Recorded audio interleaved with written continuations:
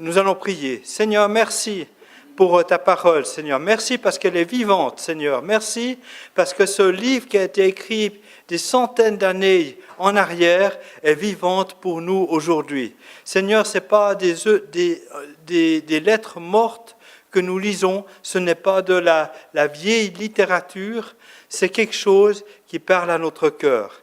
Et Seigneur, notre prière ce matin, c'est que tu nous parles, Seigneur, que tu nous ouvres nos oreilles, Seigneur, que rien ne puisse empêcher ce que tu veux nous dire, Seigneur. Oui, Seigneur, merci parce que tu es un Dieu qui est bon, tu es un Dieu qui est vivant. Merci parce que tu es un Dieu qui parle. Et Seigneur, parce que tu parles, nous sommes contents. Nous sommes contents de pouvoir t'entendre et t'écouter. Amen. Alors, comme je vous l'ai dit, soit différent, nous allons prendre l'histoire d'un homme de Dieu. Et on va faire un petit peu comme dans Question pour un champion. Je vais vous donner des indices et puis vous allez essayer de deviner lequel c'est. D'abord, c'est un personnage du Nouveau Testament. C'est un compagnon de Paul. Alors, vous pouvez me dire si vous savez déjà. Il n'est pas mentionné dans le livre des Actes des Apôtres, mais plusieurs fois dans les épîtres de Paul. Timothée? Non, ce n'est pas Timothée. Une seule épître de Paul lui est adressée. Tite, voilà, Tite. Alors, ce que nous allons essayer de faire, c'est de définir ce personnage, cette personnalité qui est très spéciale, qui est hors du commun. Alors, attendez, j'ai oublié de changer, voilà. C'est quelqu'un qui est vraiment hors du commun et nous allons essayer de voir un peu son histoire, ce qu'il peut nous apporter par son vécu. Nous allons aussi voir que le message que Paul lui a adressé, qu'est-ce que ce message peut te dire, me dire aujourd'hui.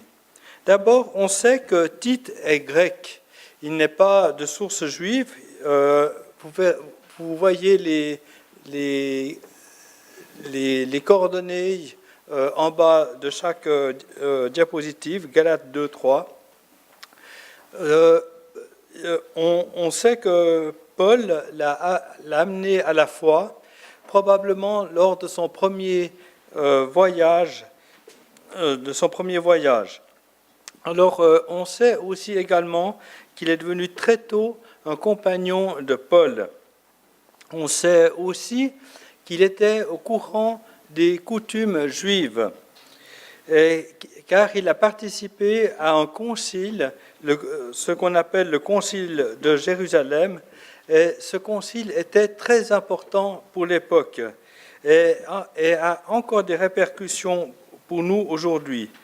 Parce que pendant ce concile, il y avait des chrétiens qui s'étaient convertis et puis qui disaient, oui, c'est bien de se convertir à Jésus-Christ, mais pour les hommes, il faut qu'ils se circoncisent, c'est-à-dire qu'ils fassent quelque chose de plus qui est dans l'Ancien Testament, qui est dans la loi. Et en fait, ce qu'ils disaient, c'est que le sacrifice de Jésus-Christ, c'est bien, c'est important de le vivre, mais il n'est pas complet. Il faut qu'il y ait encore des actes qui sont encore dans l'Ancien Testament pour parfaire ce sacrifice de Jésus-Christ. Et là, Paul a vu vraiment clair, il a dit stop, heureusement qu'il a dit stop, et il a dit écoutez, nous sommes maintenant sous la grâce. Et il le dit lui-même, ce n'est pas par les œuvres de la grâce que l'homme est justifié, mais par la foi en Jésus-Christ. C'est très important. Et Tite, il est jeune, il assiste à ce concile, et ce concile est composé des grands hommes de Dieu de la première Église. Et il y aura notamment Pierre, Jacques, Barnabas, Jude et Silas, pour ne nommer que ceux-ci. Et on voit que très tôt, Tite a été à bonne école. Il a accompagné Paul dans ses voyages. Il a un bon enseignement. Pour Tite, sa première mission va être l'église de Corinthe. Alors, l'église de Corinthe, peut-être, vous ne le savez pas forcément, c'est une église qui a des problèmes. Et pas des petits problèmes, des problèmes qui sont graves. D'une part, ils vivent des choses merveilleuses, ils vivent les dons du Saint-Esprit, ils vivent des choses fortes, et c'est pour ça que Paul les enseigne sur les dons du Saint-Esprit, mais ils vivent aussi des choses qui sont complètement inacceptables. D'abord, il y a beaucoup d'orgueil dans cette Église.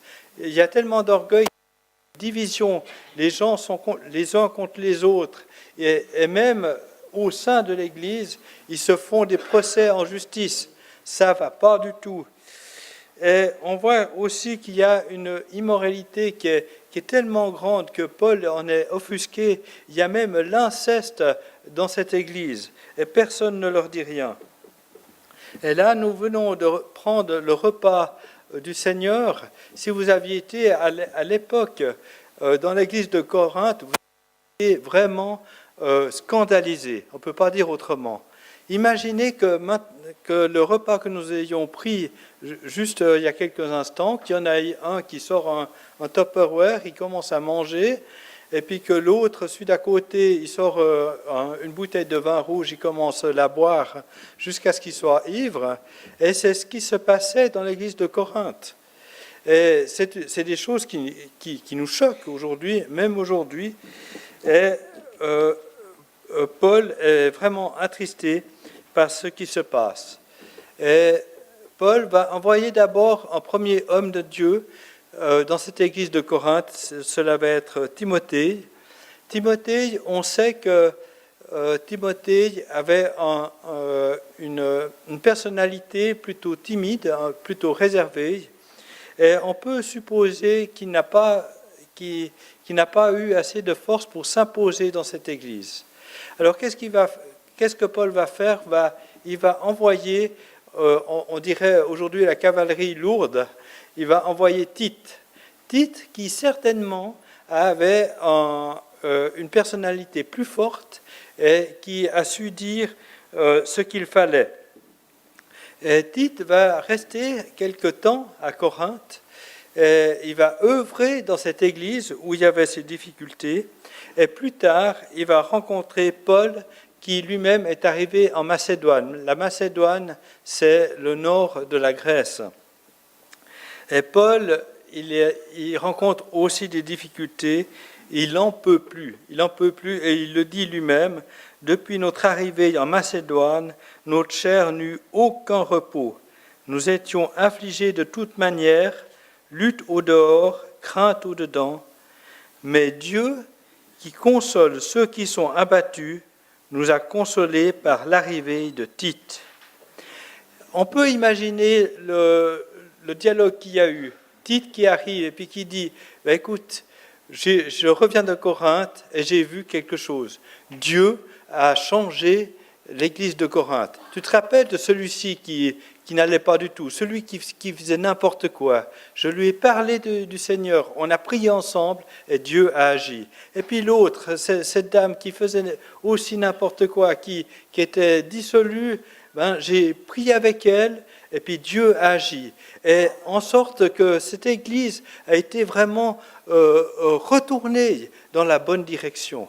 Et Dieu a agi au travers de Tite. Et Tite a tellement d'enthousiasme quand il raconte son récit qu'il encourage Paul qui lui-même était découragé. À Corinthe, Tite fera encore une chose, c'est qu'il va recueillir 2 fois l'offrande pour les chrétiens nécessiteux.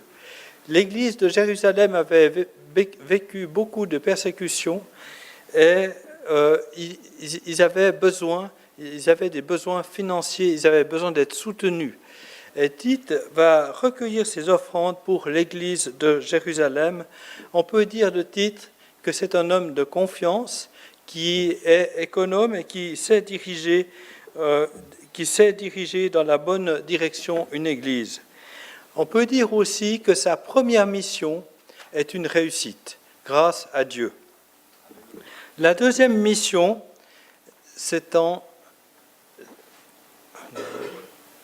voilà, c'est l'île de Crète. Tite et Paul sont allés en Crète, et puis Paul va laisser Tite en Crète, et puis il l'avertit. Tu verras, cette île, elle peut être jolie, les paysages sont peut-être beaux, mais fais attention, tu verras, les gens sont durs. Et je vais te dire qu'ils sont durs parce que même l'un d'entre eux, leur propre prophète, a dit « Crée-toi, toujours menteur, méchante bête, ventre paresseux. » Ce témoignage est vrai. Pour la petite histoire, cet écrit a été fait par un poète crétois qui s'appelle Épiménide, qui a vécu au 7e siècle avant Jésus-Christ. Et Paul va lui dire, écoute, toi, Tite, tu vas évangéliser ce peuple. Même s'il est dur, tu vas évangéliser ce peuple. Et là encore, il va réussir. Il va réussir à implanter des nouvelles églises. Il va réussir aussi à les organiser, à mettre des anciens dans ces églises. Et il formera ces anciens afin que les églises de Crète soient des églises qui soient fortes. On peut dire encore mission réussie. La dernière fois que l'on voit Tite, c'est à Rome.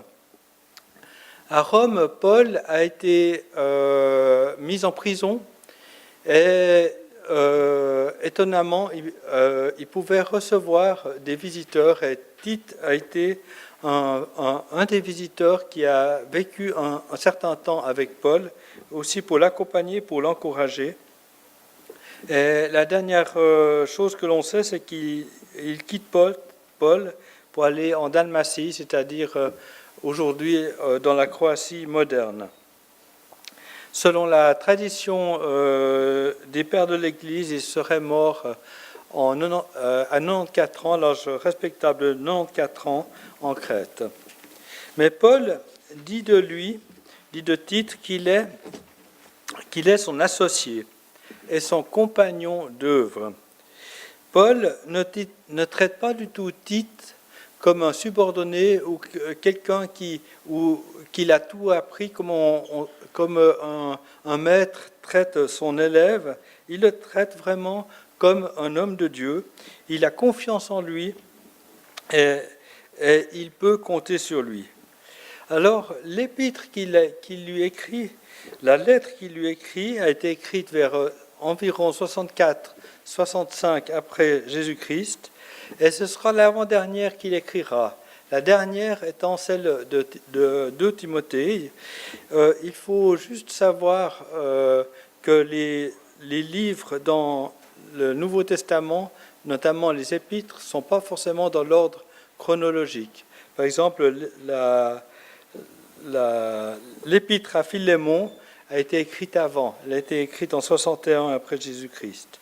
Mais ce que l'on sait, c'est que c'est un vieillard qui écrit. C'est quelqu'un qui est vieux, qui écrit à Tite, à son associé. Et c'est un peu comme dans une course de relais. Vous avez déjà vu peut-être à la télévision une course de relais où c'est le 4x100, et puis il y a un bout de métal qu'on transmet au suivant. Alors la première personne fait 100 mètres, et puis après il transmet le relais. Et ça va vite, ça va beaucoup plus vite. Les 400 mètres sont parcourus beaucoup plus vite que s'il n'y avait qu'une seule personne.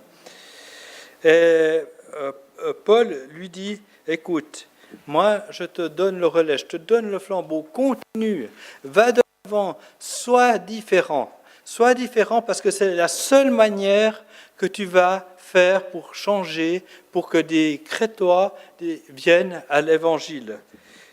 Et il va laisser des passages, des bases très importantes pour l'évangélisation, car cet épître parle premièrement de l'évangélisation. Alors, l'évangélisation, qu'est-ce que l'évangélisation aujourd'hui ? Si on te pose cette question, quelle est pour toi l'évangélisation ? Alors pour l'un dira, pour moi, l'évangélisation, si on fait une réunion d'évangélisation, il faut qu'il y ait un bon prédicateur. Alors c'est juste, c'est pas faux, mais c'est pas tout. Et puis il y a un autre qui aimera peut-être un peu plus la musique, qui dira, mais il faut qu'il y ait un bon groupe de louanges, que ce soit bien entraînant, et puis que ce soit super, que les gens aient envie d'entendre l'évangile. Je dis, c'est bien, mais c'est pas tout. Peut-être il y en aura un autre qui dit, mais alors, c'est bien ce que vous avez dit, mes frères, mes sœurs, mais il faut une bonne sono, il faut qu'on s'entende. Alors, je profite de remercier l'équipe de la sono qui est en haut et en bas. Merci pour le travail que vous faites culte après culte, parce que vous êtes en bénédiction pour l'Église. Et ça, je le dis, l'ayant fait avant, je sais que c'est du travail, et que Dieu vous bénisse pour le travail que vous faites. Et je crois qu'on peut les applaudir et les remercier.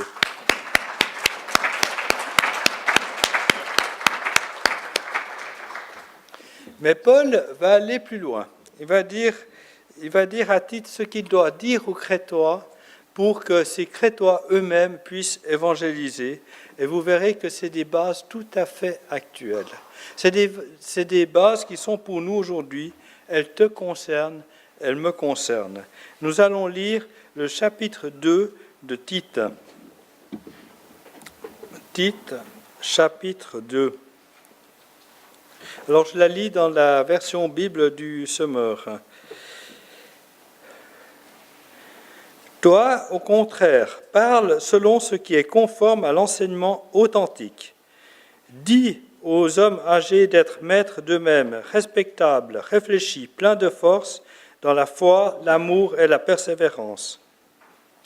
Qu'il en soit de même des femmes âgées, qu'elles aient un comportement digne de Dieu, qu'elles ne soient pas médisantes, ni adonnées à la boisson, qu'elles s'attachent plutôt à enseigner le bien, qu'elles conduisent ainsi les jeunes femmes à la sagesse en leur apprenant à aimer leurs maris et leurs enfants, à mener une vie équilibrée et pure, à être des maîtresses de maison bonnes et actives, à être soumises à leurs maris. Ainsi, la parole de Dieu ne sera pas discréditée. Recommande aussi aux jeunes gens de mener une vie équilibrée. Sois toi-même en tout un modèle d'œuvre bonne. Que ton enseignement soit fidèle et qu'il inspire le respect. Que ta parole soit juste et inattaquable, afin que même nos adversaires soient couverts de honte, ne trouvant aucun mal à dire de nous. Aux esclaves, tu recommanderas d'obéir à leur maître en toutes choses, qu'ils cherchent à leur donner satisfaction, qu'ils évitent de les contredire et se gardent de toute fraude, qu'ils se montrent au contraire dignes d'une entière confiance. Ainsi, ils rendront attrayant l'enseignement de Dieu, notre Sauveur. En effet, la grâce de Dieu s'est révélée comme une source de salut pour tous les hommes. Elle nous éduque et nous amène à nous détourner de tout mépris de Dieu et à rejeter les passions des gens de ce monde. Ainsi, nous pourrons mener, dans le temps présent, une vie équilibrée, juste et pleine de respect pour Dieu, en attendant que se réalise notre bienheureuse espérance, la révélation de la gloire de Jésus-Christ, notre grand Dieu et Sauveur. Il s'est livré lui-même en rançon pour nous, afin de nous délivrer de l'injustice sous toutes ses formes, et de faire de nous, en nous purifiant, ainsi un peuple qui lui appartienne, et qui mette toute son ardeur à accomplir des œuvres bonnes. Voilà ce que tu dois enseigner. Dans quel sens il te faut encourager et reprendre les gens. Fais-le avec une pleine autorité, que personne ne te méprise, ne te traite avec mépris. Alors on voit que Paul parle à tout le monde. D'abord, il parle aux hommes. Il leur dit, mais soyez maîtres de vous-même. C'est-à-dire, c'est aussi la maîtrise de soi. C'est-à-dire, la maîtrise, par exemple, de la colère. C'est-à-dire que quand il y a quelque chose qui ne va pas, de ne pas exploser. Et ça, je parle aussi à moi-même. Hein. Je ne prêche pas qu'à vous, je me prêche aussi à moi-même. Et je pense que c'est important que nous entendions cet appel à se maîtriser. Aussi à maîtriser sa propre vie intime. Et je crois qu'en maîtrisant sa propre vie intime, on parvient à la sainteté. Et on reviendra à cette sainteté parce qu'elle est importante. Il dit aussi que les hommes soient pleins de force dans la foi. Mon frère, toi qui es mari, qui est responsable d'une famille, tu es appelé à être chef de foyer. Et je sais que ce n'est pas toujours facile. Ce n'est pas toujours facile d'être chef de foyer quand on doit prendre des décisions, quand il y a des décisions difficiles à prendre et que nous devons les prendre. Et je crois que c'est important que toi, en tant qu'homme, même en tant que célibataire, que tu aies des pas de foi. Que tu dises, bon, je vais faire ce pas de foi dans cette direction. Et Seigneur, parce que j'ai prié, va bénir l'option, l'engagement que j'ai pris.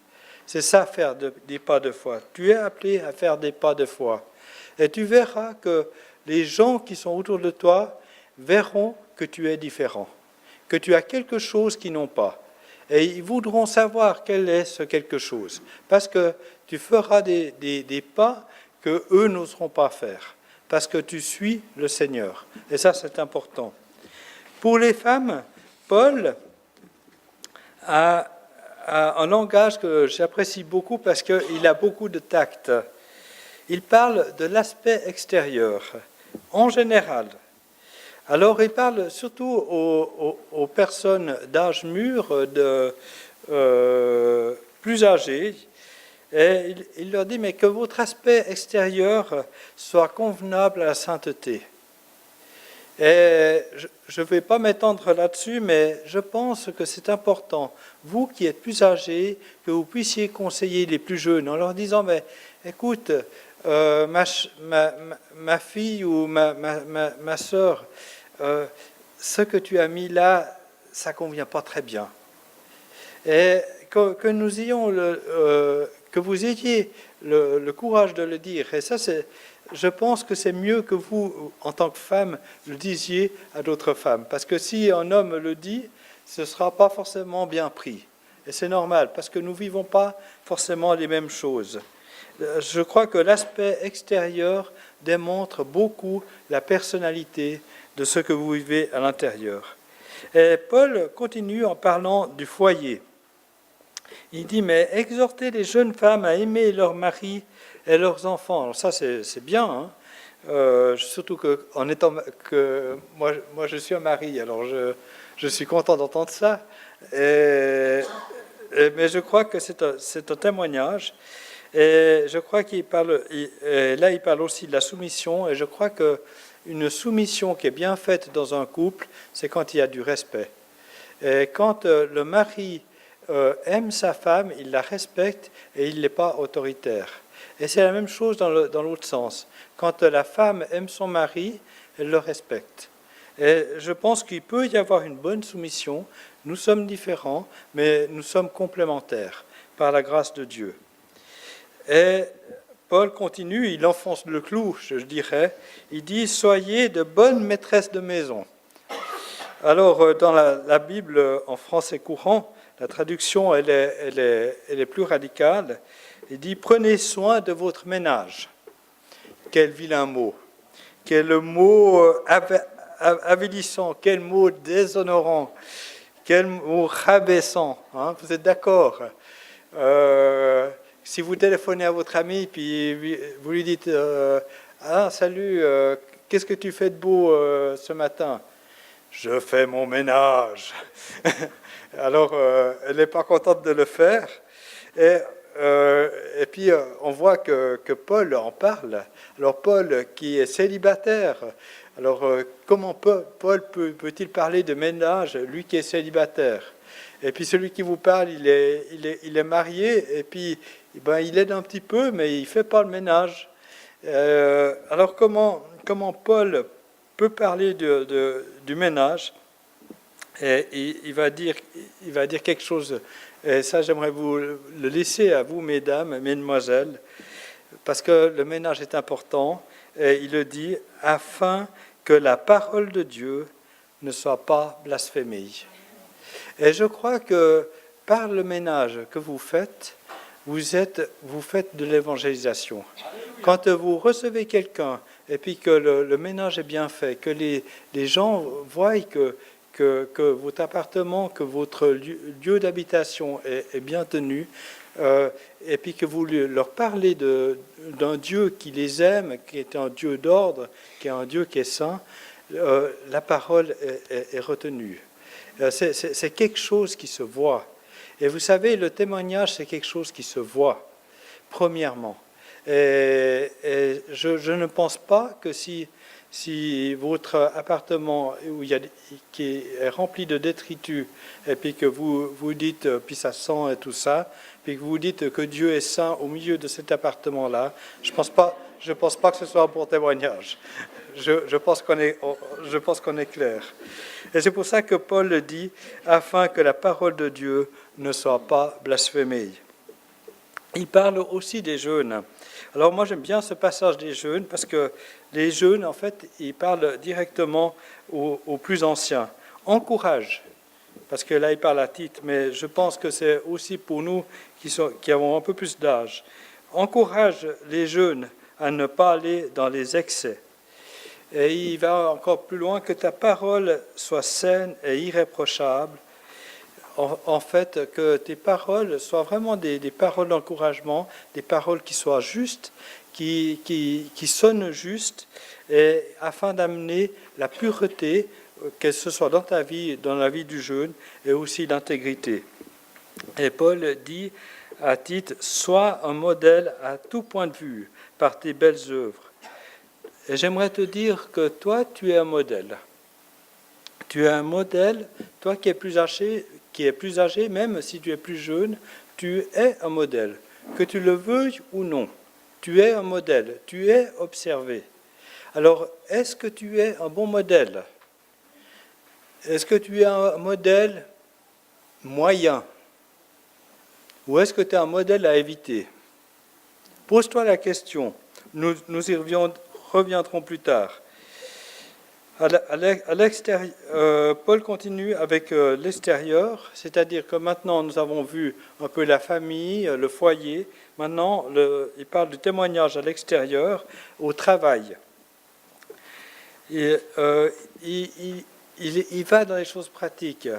Je pense que beaucoup de nous avons un chef. Alors, quand on parle de chef, il y en a qui se disent « Ah oui, celui-ci, il est sympa » ou « Celle-ci est sympa », puis il y en a d'autres qui disent « Oui, alors mon chef, je vois tout à fait qui il est, et puis je n'ai pas envie de le rencontrer. » Et Paul dit pour tous les chefs, pour tous ceux qui sont employés, que nous devons avoir une soumission qui est agréable, et c'est-à-dire ne pas contredire sans arrêt. Et dans un autre mot, sois serviable. Et je sais que ce n'est pas facile. C'est facile quand ça va bien, quand nous avons un chef qui est agréable. Actuellement, j'ai un chef qui est agréable, et je peux vous dire, je le dis, honnêtement, c'est facile. Mais ça n'a pas été toujours le cas. Et quand c'était difficile, j'ai eu besoin de la prière. J'ai eu besoin qu'on prie même pour moi, pour que Dieu m'aide. Dieu m'aide à avoir un bon témoignage là où j'étais. Et je dirais à ton travail, vis dans la droiture et sois digne de confiance, afin que quand ton chef ou tes chefs parlent de toi et disent « Ah oui, celui-ci, je peux compter dessus ». Je ne sais pas pourquoi, mais je peux compter dessus. Puis après, il apprend qu'il est chrétien. Ah, il dit « Ah, mais c'est peut-être pour ça ». Et Paul le dit, afin d'honorer pleinement la doctrine de Dieu, notre Sauveur. C'est un témoignage que tu rends. Alors, maintenant, si tu évalues la totalité de ton témoignage, quelle note lui donnes-tu? Est-ce que tu vas dire, ben moi, mon témoignage, il est parfait. Si on me regarde de chaque côté, top. Il y en a d'autres qui diront, bon, moi, il y a une partie qui est parfaite, qui va bien, puis l'autre, ben, il y a amélioré. Puis il y en a d'autres qui seront peut-être encore plus réalistes, peut-être un peu pessimistes, qui diront, ben, il y a beaucoup à améliorer. Et Paul parle du témoignage à tout point de vue, c'est-à-dire à 360 degrés. Il n'y a pas un degré qui manque.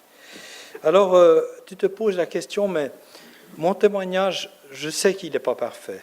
Je suis honnête devant Dieu, je sais qu'il n'est pas entièrement parfait. J'ai besoin qu'il y ait quelque chose de plus. Et j'aimerais, mon cœur désire que mon témoignage soit vraiment un témoignage qui fasse envie aux autres, un témoignage qui est différent des autres. Et j'aimerais trouver la clé pour avoir ce témoignage, pour que les autres puissent se dire, ben, celui-ci, il est tellement différent que je veux y devenir chrétien. Et la clé, c'est la grâce. La grâce, il ne faut pas confondre la grâce biblique avec la grâce présidentielle. Un président gracie un prisonnier sans forcément le connaître. Le prisonnier qui est dans sa cellule doit attendre le bien vouloir du président. Et peut-être il sera gracié, peut-être pas. Et s'il est gracié, ben c'est clair qu'il va être dans la joie, et il sortira, et puis peut-être sa réinsertion, ben, ce sera soit une réussite, ou soit un échec. C'est pas ce que je lui souhaite, bien entendu. Mais c'est assez flottant. La grâce biblique, elle, est vraiment très différente. Et j'aimerais te dire que la grâce biblique, il y a une bonne nouvelle, une très bonne nouvelle, puis une moins bonne nouvelle. Il faut être honnête. D'abord, la grâce biblique, elle est gratuite. Tu n'as pas besoin de sortir ton porte-monnaie pour être gracié. Il n'y a pas d'échange financier. La Bible n'en parle pas. La base biblique est gratuite financièrement. Mais cependant, elle a un prix. Et pour Dieu, elle a eu un prix. Dieu a envoyé Jésus-Christ, son Fils unique, le seul qu'il avait sur terre, pour être sacrifié. Et pour Dieu, ça lui a coûté, ça a été un prix pour lui. Ça a été un prix qui est cher. Et Jésus-Christ, qui a été jusqu'au bout, qui était jusque sur la croix, ça a été un prix pour lui. Ça a été un prix pour aller sur la croix, pour être crucifié pour nous, pour nos péchés. Donc, il y a eu un réel prix. Et Jésus a payé le prix pour que tes péchés, tous tes péchés, soient pardonnés. Amen. Et pas seulement le petit, mais aussi celui que tu trouves inacceptable, celui qui même aujourd'hui te fait honte, même celui que tu n'oserais pas nommer ici devant, tellement il te fait honte. Mais Jésus a payé aussi pour ce péché-là. Et Jésus a payé aussi pour que tu aies la victoire sur le péché. C'est-à-dire que si tu as des habitudes, que tu as eu des habitudes, que tu aies la victoire sur ces mauvaises habitudes, que tu puisses dire avec la force du Seigneur, non, non, je ne veux pas revenir en arrière. Alors pour l'homme, non, il doit pas sortir son porte-monnaie, mais il y a aussi un prix. Et le premier prix, c'est de reconnaître ton péché, ta faute. De dire, ah oui, ben là, ça ne va pas. Là, ce n'est pas juste devant Dieu. Là, je reconnais que ce que j'ai fait ou pas fait, que ce que j'ai dit ou pas dit, ce n'est pas juste devant Dieu. Et c'est d'aller plus loin que le regret. On peut regretter tout le temps, toute sa vie, de péchés, de choses que nous avons fait mal. Mais l'évangile, ce n'est pas ça. C'est d'aller plus loin, c'est d'aller vers la repentance, c'est-à-dire demander à Dieu qui nous pardonne nos péchés. Et en demandant à Dieu de pardonner nos péchés, vous savez ce qu'il fait? Il nous les pardonne. Et ça, c'est merveilleux.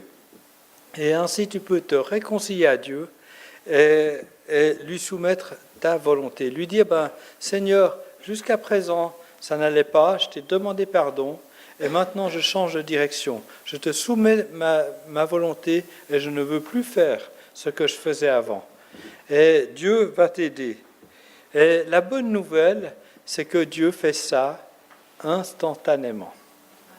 Il n'y a pas besoin d'attendre.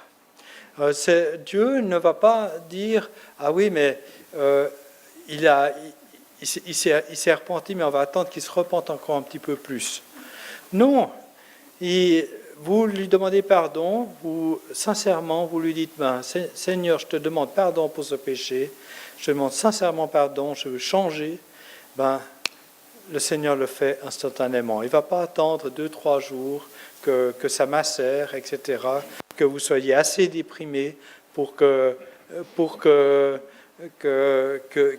puisse agir.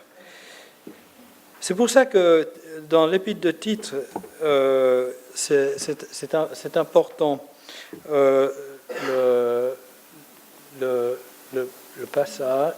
passage que je vais vous lire, qui vient après toutes ces recommandations. Car la grâce de Dieu, source de salut pour tous les hommes, a été manifestée. Elle nous enseigne à renoncer à l'impiété et aux convoitises mondaines, et à vivre dans le siècle présent selon la justice, la sagesse, la justice et la piété, en attendant la bienheureuse espérance et la manifestation de la gloire du grand Dieu et de notre Sauveur Jésus-Christ, afin de nous racheter de toute iniquité et de se faire un peuple qui lui appartienne, purifié par lui et zélé pour les bonnes œuvres. Vous savez, il y a beaucoup de bienfaits dans la grâce. D'abord, la grâce apporte le salut. Tu es sauvé seulement par la grâce.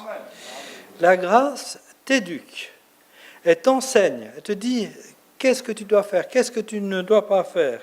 Et elle te permet de rejeter les passions du monde. La grâce est puissante. Elle est puissante pour cela. La grâce te permet aussi de vivre une vie équilibrée. Et j'aimerais te dire que si ta vie est en dents de scie, si aujourd'hui tu as le sourire et puis demain tu es abattu au plus profond, puis après mardi tu es de nouveau bien, etc., et que ta vie est en dents de scie, je te dis, aujourd'hui tu as besoin de la grâce. La grâce va t'apporter une vie équilibrée, plus calme, plus dans la volonté de Dieu. Et enfin, la grâce, le plus important peut-être, elle t'assure la vie éternelle. Amen. Tu entres dans la vie éternelle avec Dieu. Et ça, c'est merveilleux. C'est quelque chose qui nous dépasse. Alors, ce matin, je crois que tu es confronté devant un choix. Un choix, et là, tu n'as seulement que 2 possibilités. Et la première possibilité, j'espère que tu ne vas pas la choisir. La première possibilité, c'est le déni. C'est de dire, oui, il y a un problème, mais en fait, je sais qu'il y a un problème, mais je dis qu'il n'y a pas de problème. Ce n'est pas un problème. Et tu couvres ce qui ne va pas. Ou tu fais autrement, tu amoindris le problème. Tu dis, mais ce que je vis là, ce qui est caché, que personne ne voit, ce n'est pas important. Dieu, même, ça ne l'intéresse pas. Ou tu fais autrement, tu le remets à plus tard. Tu dis, bon, le Seigneur m'a parlé aujourd'hui, c'est bien, mais il me reparlera plus tard. Et tu laisses ces choses qui sont derrière toi. Pour finir, ça fait une file de casseroles qui sont attachées à un fil, qui sont derrière toi, que tu traînes, et qui t'embêtent, qui t'empêchent d'avancer. Et ça, c'est la première possibilité. Mais j'aimerais bien que tu choisisses la deuxième, c'est-à-dire que tu capitules devant Dieu. Que tu reconnaisses, tu dis, Seigneur, oui, tu m'as parlé ce matin. Et Seigneur, je veux te dire, oui, ce problème que je sais qui est là, même qu'il y a peut-être des années qu'il est là. Seigneur, je veux le régler ce matin. Je reconnais, je capitule devant toi et je reconnais que j'ai besoin de ton aide, j'ai besoin de ton pardon, j'ai besoin que la grâce entre dans ma vie. Parce que je veux que mon témoignage soit puissant. Je veux que mon témoignage, quand les autres me voient, se disent, oui, celui-ci, celle-ci est chrétienne, je veux venir à Christ. Et je veux que mon témoignage, que ton témoignage soit puissant. Je veux être différent, comme Tite a été différent. Tite devait être différent en Crète, parce qu'autrement c'était fichu d'avance. Et je crois que tu es appelé à être différent, à vivre quelque chose que les autres n'ont pas, à vivre quelque chose qui est dans la foi, à vivre des pas de foi, des choses où ceux qui t'entourent se disent « Ah, mais Dieu agit encore aujourd'hui, Dieu guérit encore aujourd'hui, Dieu encore sauve aujourd'hui. » Et je le vois parce que celui qui est à côté de moi, il est différent de moi. Alors j'ai envie de vivre ce que vit mon frère, ce que vit ma sœur.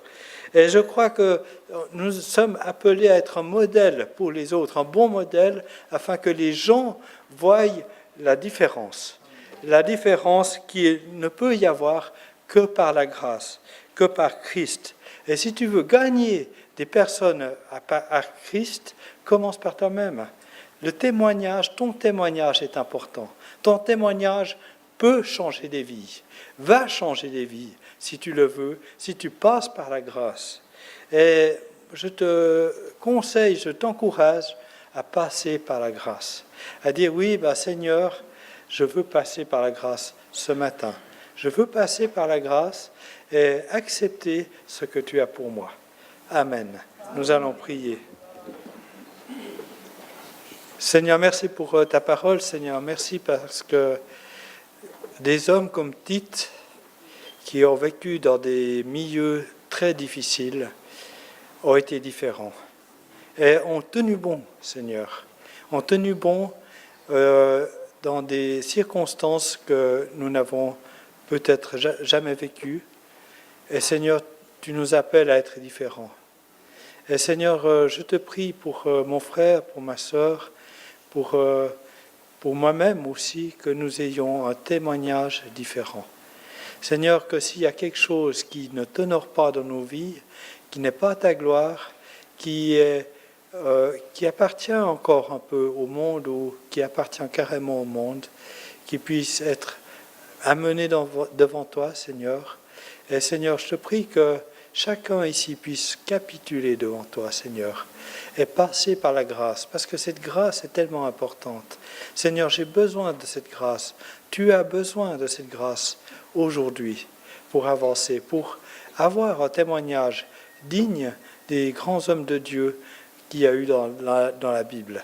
Oui, Seigneur, merci parce que ces exemples nous permettent de vivre des choses différentes, Seigneur. Nous permettent de dire, oui, c'est possible. Oui, c'est possible de vivre dans un monde qui n'est pas facile à vivre. Oui, c'est possible de vivre par la grâce et de voir des choses qui se passent dans nos vies aujourd'hui. Merci parce que tu es puissant pour le faire dans nos vies. Amen.